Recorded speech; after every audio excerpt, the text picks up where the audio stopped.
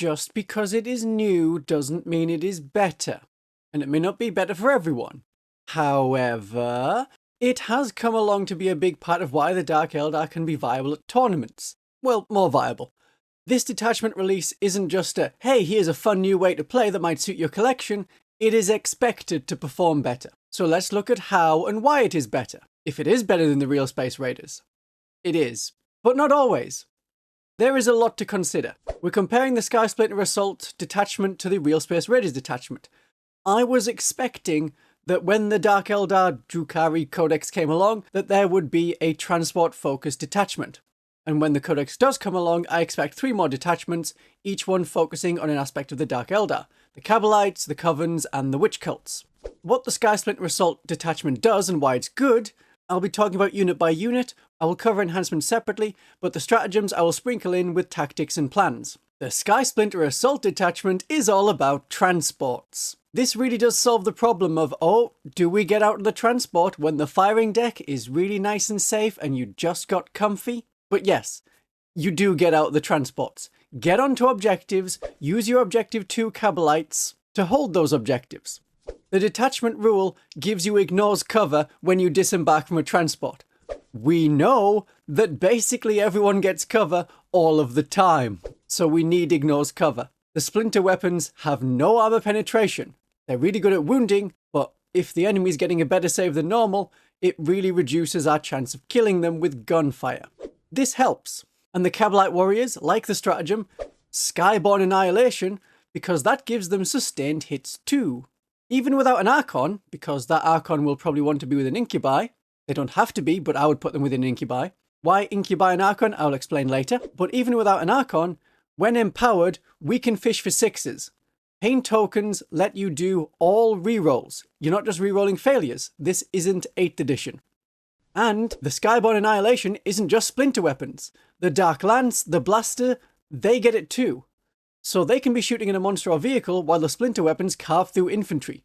Space Marines will go down if you make them take enough saves. Although, there are reasons not to get out of the transport beside the very nice firing deck. Your squishy people get to stay safe.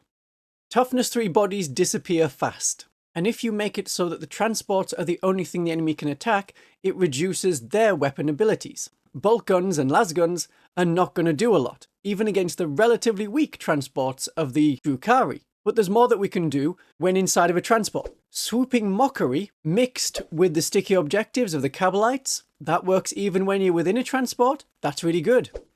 So if the opponent is in a position to charge your transport, you can use Swooping Mockery to move off that objective and you will still control it because of the kabalites. This can work in one of 2 ways. Either move away from the charging unit to make their charge harder, while you still have the objective, or you can move closer to the enemy off the objective. They'll be far, far more likely to make their charge, but only into your transport. And if they're not in range to consolidate onto the objective, that's still yours. That way you don't risk the enemy making a charge using rerolls or miracle dice or fate dice. The Eldari have fewer fate dice now, only 6, so finally Sisters of Battle have a mechanic on par or better than the Eldar. The Skysplinter Assault detachment also helps witches a lot. We can use our starting pain tokens for rerolling charge rolls, but I would prefer the command point reroll in Realspace Raiders detachment, but not necessarily here. I will explain later. When they charge after disembarking, they get the Lance special rule, which gives them +1 to wound.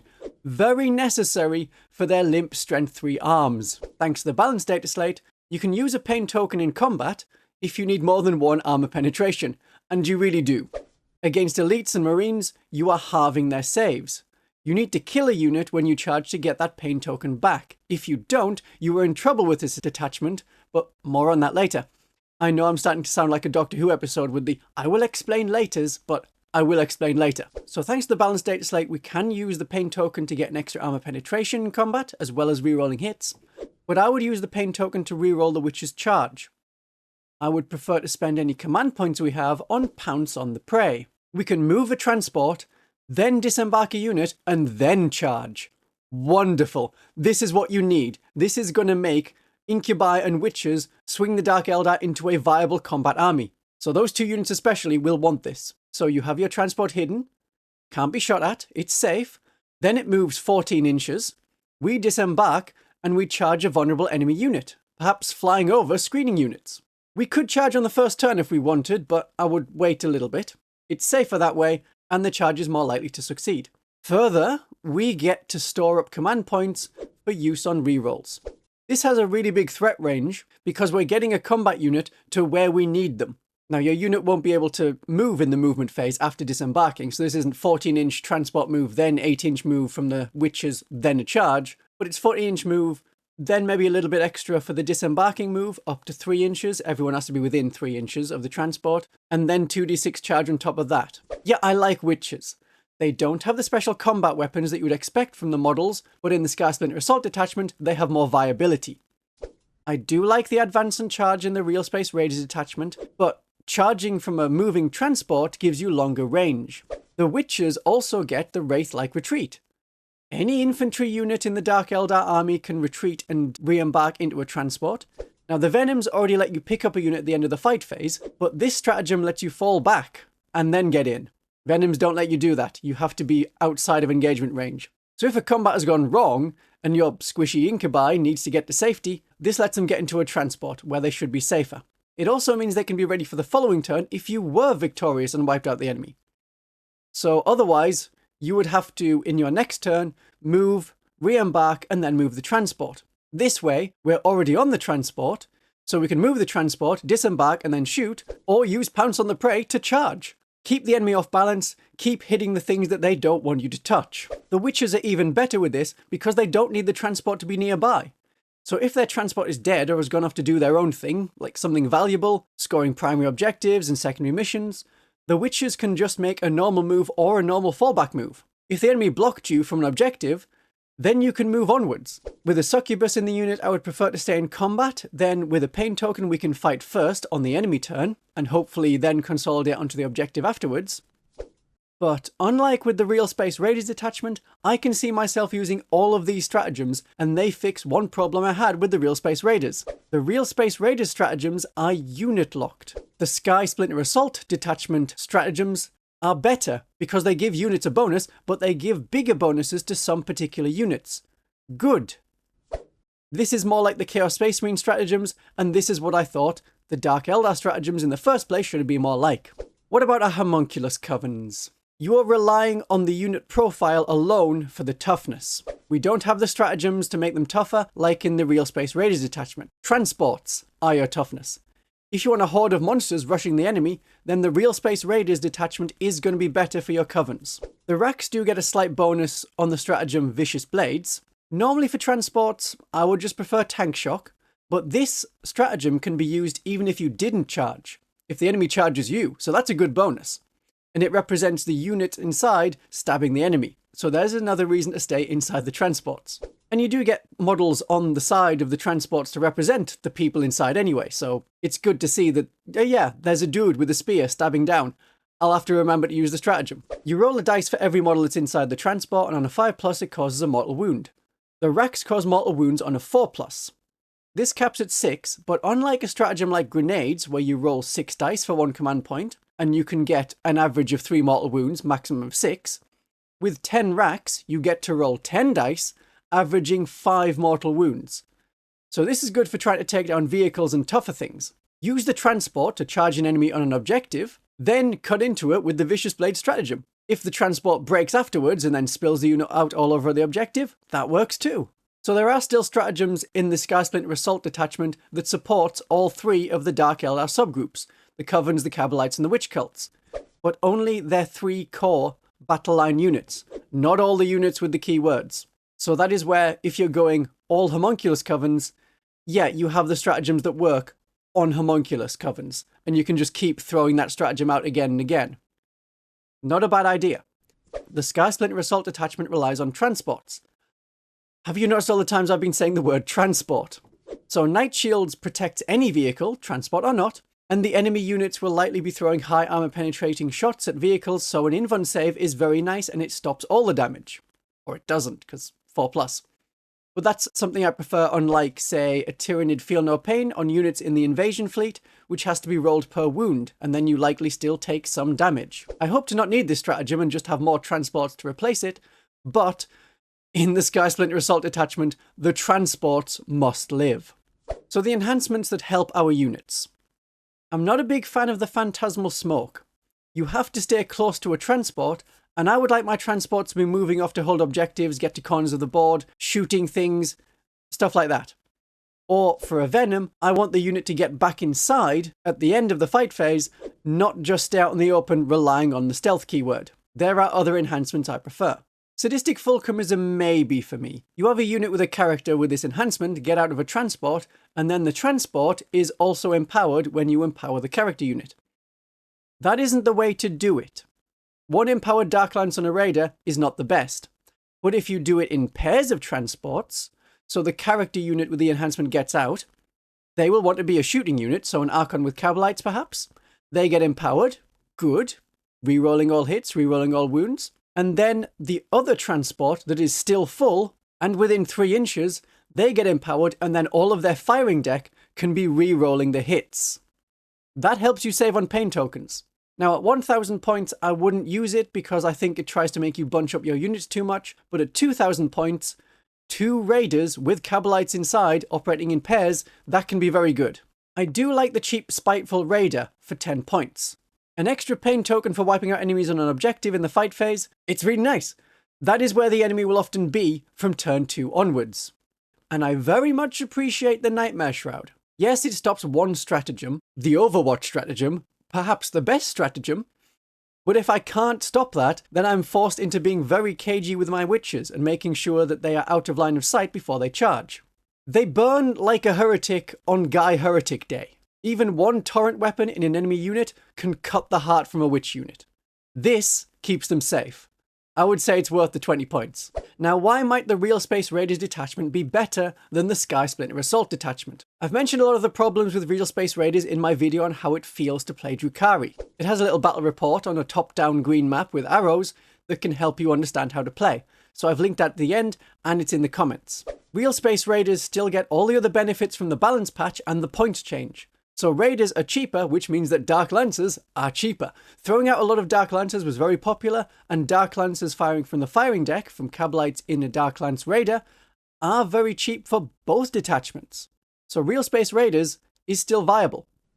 And Realspace Raiders gets more pain tokens. So for a 2000 point Drukhari army, you will start with 6 pain tokens if you have all 3 characters. The Skysplinter Assault detachment starts with 3. The rerolls to hit are really good, and adding them onto an Archon is a very good use. Especially now we can have the Archon with the Incubi.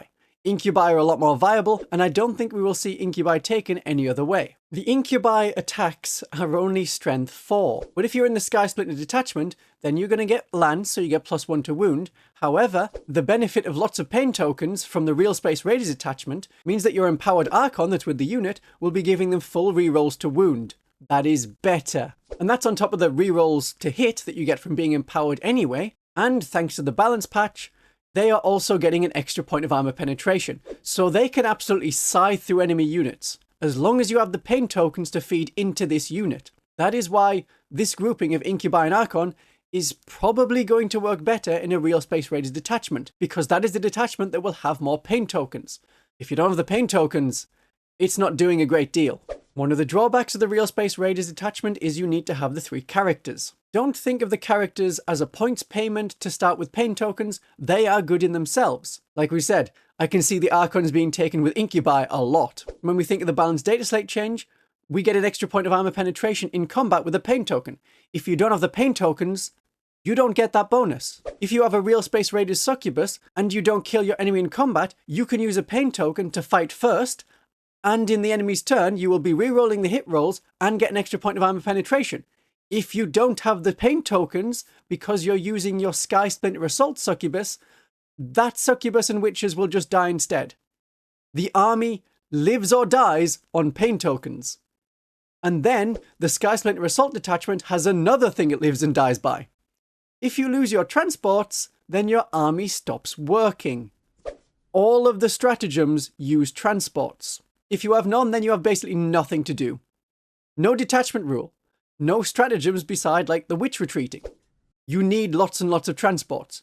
everyone in a transport for Skysplinter Assault. The Realspace Raiders can be more mixed. Some units on foot, some transports, get some Hellions in there, get jet bikes, whatever you want. However, if you look at Dark Eldar and think, I want everything in a transport, then very much the Skysplinter Assault detachment is good.